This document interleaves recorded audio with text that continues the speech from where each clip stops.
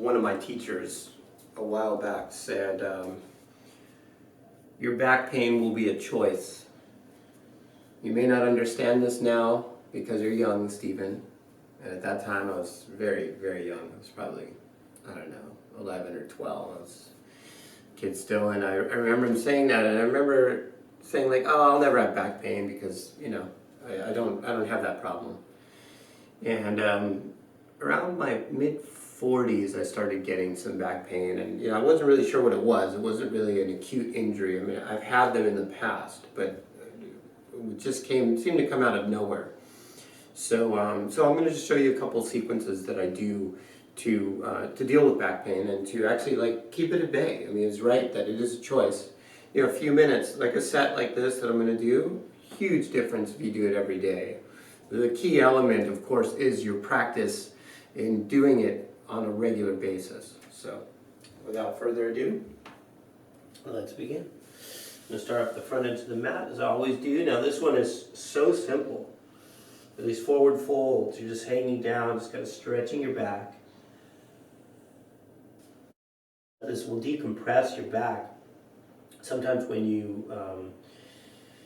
you sleep, your body moves and twists, and you're kind of turned, and you can actually hurt your back sleeping. Especially like me, I sleep on my stomach some of the times, which compresses the low back. So release your hands down. This takes that pressure off of the nerves. It allows your back to stretch, and this is my morning practice. So you can see I'm not really super flexible, and I can get my fingers on the ground flat. I can't quite palm the ground just yet, and that's because the fascia in your muscles also kind of start binding a little when you sleep. So walk your hands to the right, check in, stretch the side of your body, and walk your hands to your left. Okay, and slowly back to center. Nod your head forward and back. Turn your head side to side. And slowly, vertebra by vertebra, roll all the way up to standing, and then reach up and back.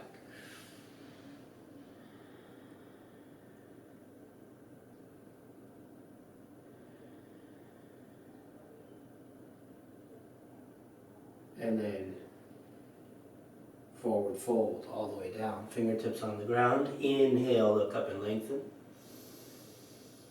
And exhale, walk or jump back and lower down. So we're going to step it back to plank, lower down chaturanga. Inhale, upward dog pose.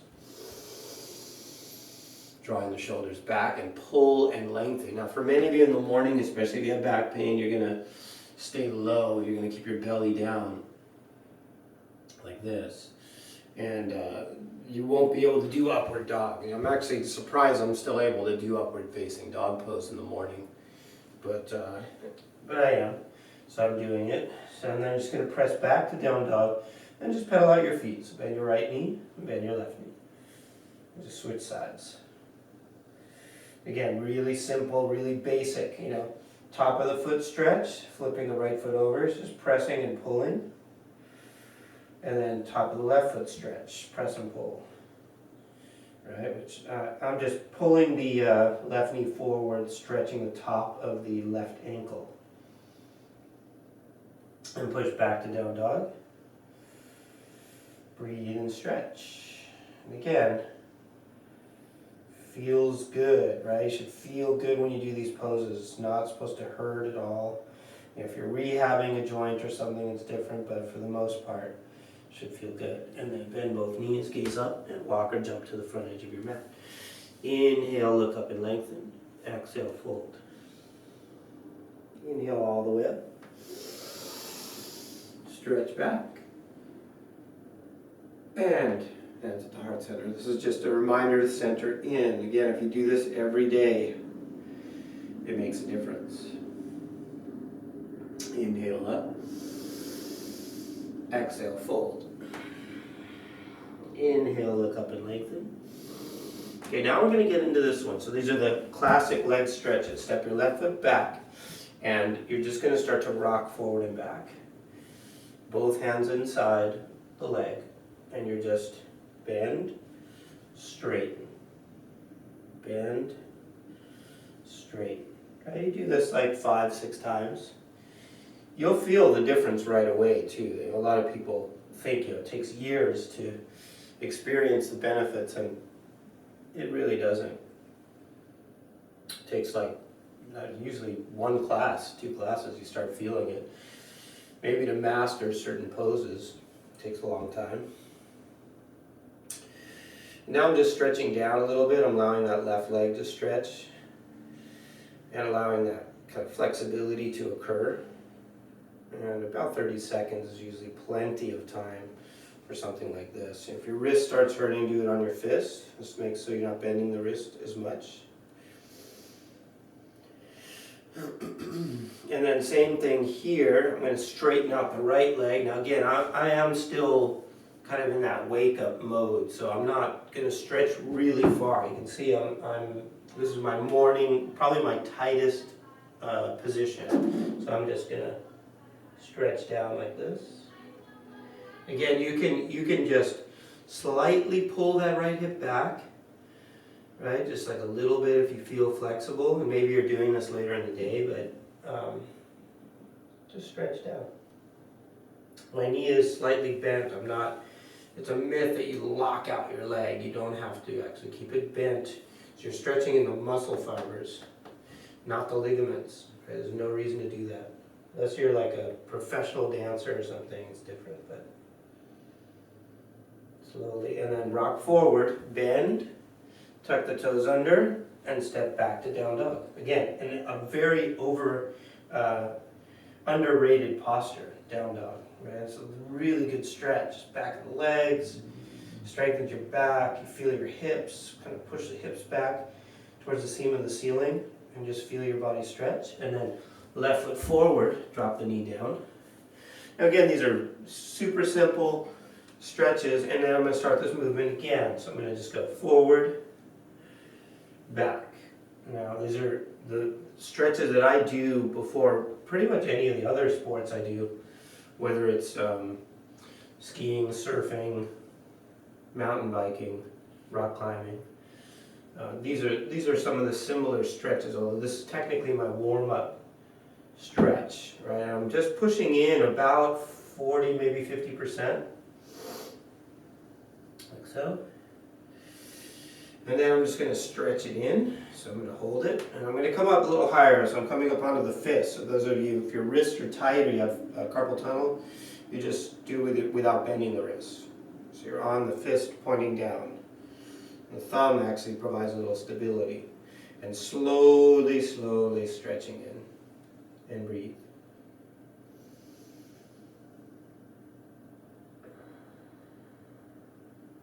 So it's deep breathing through the nose.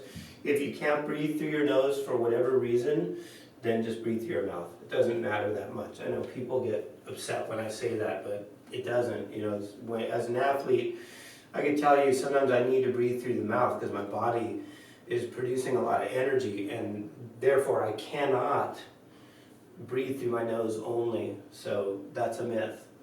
The nose maybe filters a little dust, a little bit, a little better, but not that much. I mean, if it's really dusty, it helps a little. Okay, so slowly now again as you exhale, so deep breath in and exhale. Now it is important that you breathe because you tend to hold the breath. People tend to hold the breath when they're doing yoga poses, especially when they're holding poses, and that's not good. It's not starving your body for oxygen. You need that. So just breathe. And I'm breathing predominantly through the nose. Obviously when I'm talking, I'm breathing through the mouth. I'm just slowly working a stretch, pulling that leg back.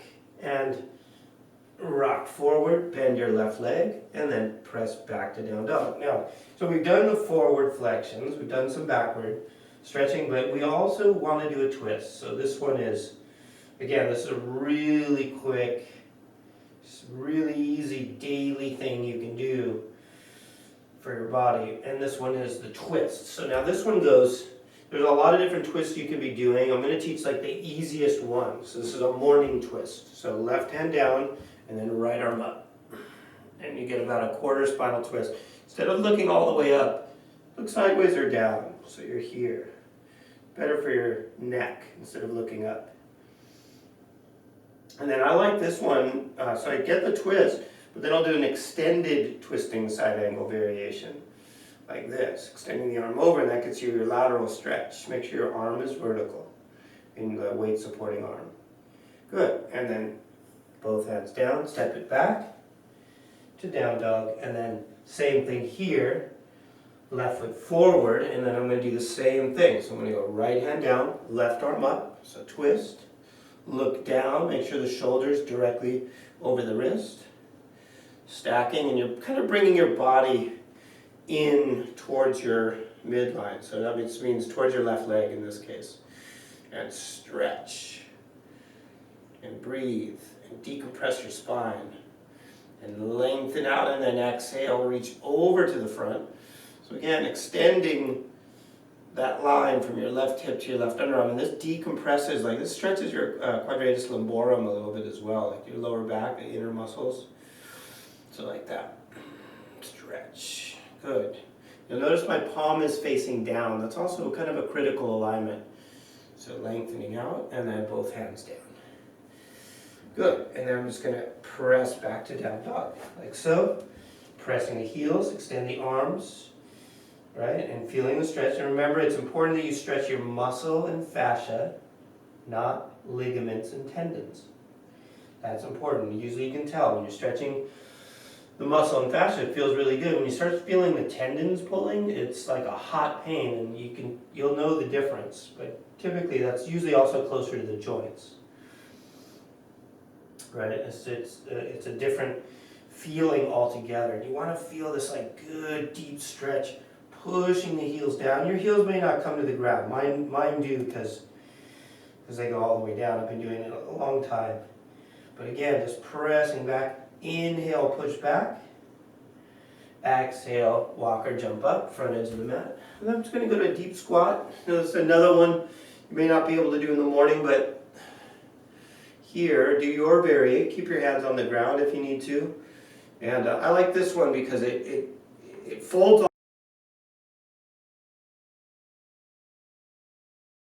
all the joints, like you get this full range to your knee, your ankle. But you also get this, like, if you scoop your tailbone forward, like kind of tuck your belly,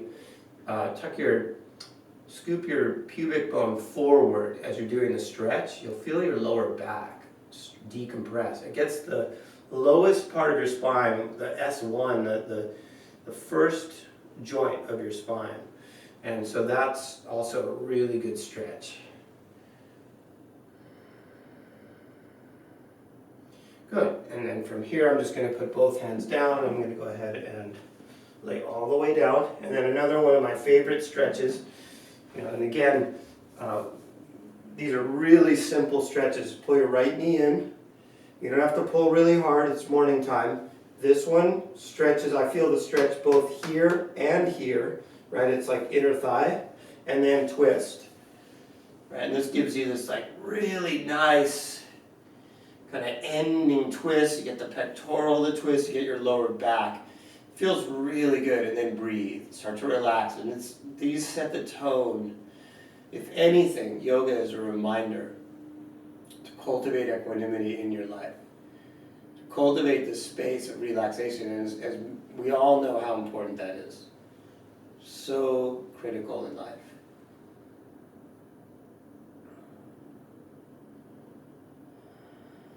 Good, and slowly back to center. Hug your right leg in. And hug your left leg in. Switching sides. Now again, we're slowly pulling the leg down. And your right leg is on the ground, so you might feel a little bit like the fascia release. The fascia is the sheath of the muscle. So think like the muscle almost sits like in a balloon, if you will. That's the balloon would be the fascia, and the end points are where they then attach.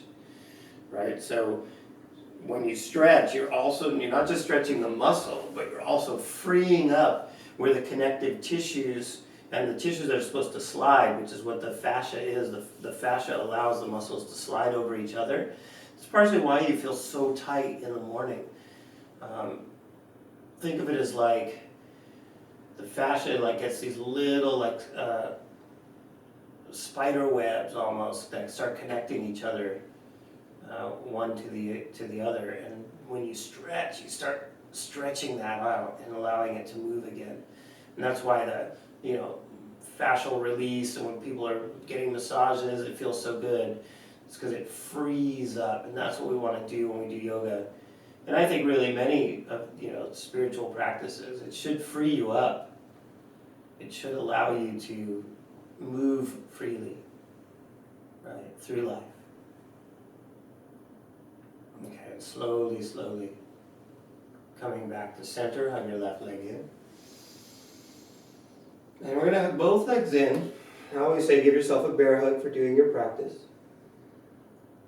Now, this is probably one of my most gentle videos. As many of you know, I have some quite vigorous videos as well. But this is like gentle morning, kind of wake up, enough time. And I don't meditate a lot in the mornings personally, because if I do, I start to go back to sleep. So usually I just do like a couple moments here, focusing on the breath.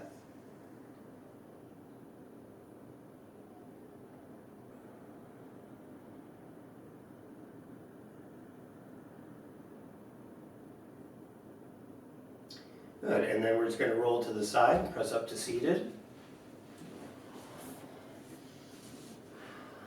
As that completes the practice of yoga and meditation today. Namaste.